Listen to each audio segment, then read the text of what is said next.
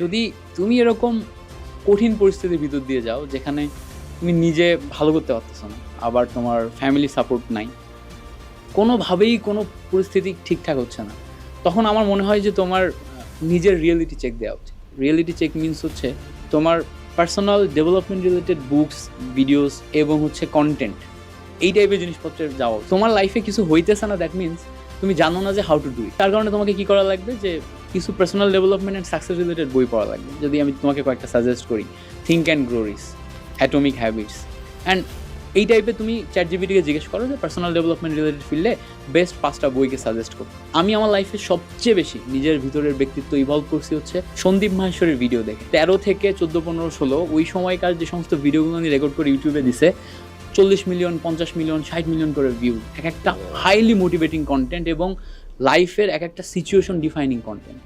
ওগুলা তুমি যদি দেখো, লাইফে হার্ডশিপ কী জিনিস, সাকসেস কীভাবে পেতে হয়, স্ট্রাগল কীভাবে করতে হয়, কীভাবে ছোট ছোট ছোট ছোট জিনিসপত্রগুলো অ্যাচিভ করে বড় জায়গায় যেতে হয়, এগুলো সম্পর্কে ধারণা পাওয়া। তো এই ধারণাগুলো তোমাকে ভিতর থেকে একটা মানুষ হিসেবে বিল্ড করবে যে আমার লাইফের নেক্সট স্টেপে কী হওয়া উচিত।